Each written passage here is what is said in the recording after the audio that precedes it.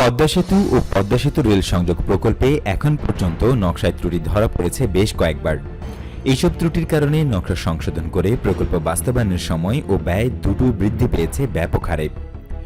10,161 কোটি টাকায় শুরু হয়ে পদ্মা সেতুর নির্মাণ ব্যয় এখন বেড়ে দাঁড়িয়েছে 30,193 কোটি টাকায়। অন্যদিকে সময়সীমা ক্রমাগত বাড়তে বাড়তে 2021 সালেও সেতুটির কাজ শেষ হবে কিনা সে বিষয় নিয়ে সংশয় রয়েছে।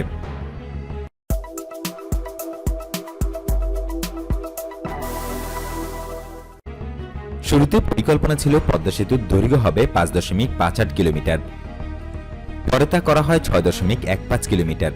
এজন্য সেতুর নকশায় পরিবর্তন আনতে হয়, ব্যয়ও বাড়ে। নানা জটিলতা পেরিয়ে 2015 সালে শুরু হয় বহু আকাঙ্ক্ষিত পদ্মা সেতুর নির্মাণ কাজ। এর পরপরই দেখা দেয় নকশায় ত্রুটি, ফলে 22টি পিয়ার বা খুঁটির নকশা বদলে ফেলতে হয়। এই নকশা সংশোধন করতেই লেগে যায় কম বেশি 2 বছর, বাড়াতে হয় ব্যয়ের পরিমাণও।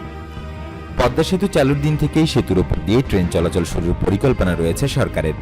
এজন্য আরেকটি প্রকল্পের অধীনে ঢাকা থেকে যশোর পর্যন্ত 170 কিলোমিটার দীর্ঘ রেললাইন বসানো হচ্ছে। গত বছর এই রেললাইনের ভায়াডাক্টের পাইল নিয়ে সমস্যা তৈরি হয়, ফলে পাইলের নকশা পরিবর্তনও করতে হয়।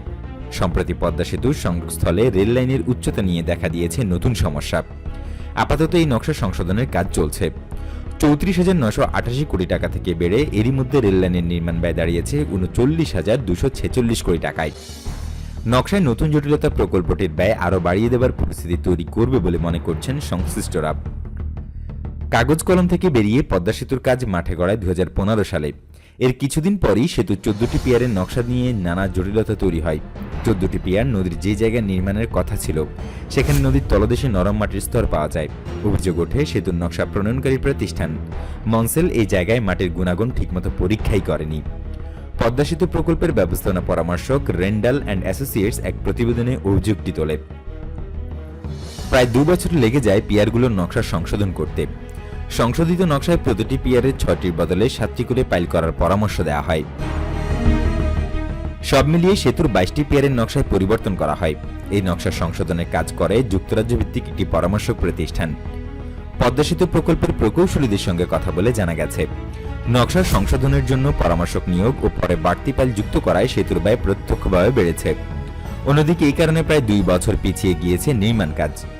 পরামর্শক প্রতিষ্ঠান ও অতিরিক্ত পাইলের কারণে সেতুর ব্যয় যতটা না বেড়েছে তার চেয়ে বেশি বেড়েছে নির্মাণ কাজ পিছিয়ে যাওয়া। নানা জটিলতা পেরিয়ে এখন অনেকটাই এগিয়ে গিয়েছে পদ্মা সেতুর কাজ। সেতু বিভাগের দাবি মূল সেতুর কাজ প্রায় 90% শেষ। মূল সেতুর নির্মাণ কাজ যখন শেষের দিকে তখন এই প্রকল্পে নতুন করে জটিলতা তৈরি করেছে পদ্মা সেতু রেল সংযোগ প্রকল্প। পদ্মা সেতুর রেল লাইনটি নির্মাণ করা হচ্ছে সংযোগ সড়কের উপর দিয়ে, কিন্তু যে প্রান্তে সংযোগ সড়কের উপর দিয়ে রেলপথটি অতিক্রম করেছে সেখানে রেলপথটির প্রয়োজনীয় উচ্চতা রাখা হয়নি। এতে সংযোগ সড়ক দিয়ে যান চলাচল বিঘ্নিত হবে বলে মনে করছেন প্রকৌশলীরা। এই কারণে পদ্মা সেতু রেল সংযোগ প্রকল্পের নকশা সমন্বয় করা হচ্ছে। প্রসঙ্গত 2007 থেকে 2015 মেয়াদে বাস্তবায়নের লক্ষ্যে অনুমোদন দিয়েছিল পদ্মা সেতু প্রকল্প।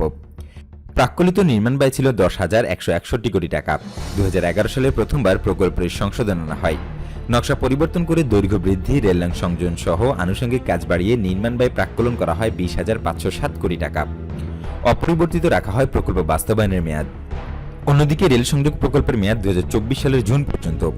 বাংলাদেশ রেলওয়ের মাধ্যমে বাস্তবায়নাধীন এই প্রকল্পটির নির্মাণ ব্যয় শুরুতে হচ্ছিল 34,988 কোটি টাকা। বর্তমানে তা 39,246 কোটি টাকায় উন্নীত হয়েছে। এখন পর্যন্ত প্রকল্পটির সার্বিক অগ্রগতি 36%। নকশায় নতুন করে ত্রুটি সংশোধনের পর প্রকল্পের ব্যয় ও সময় দুটোই বেড়ে যাওয়ার আশঙ্কা রয়েছে।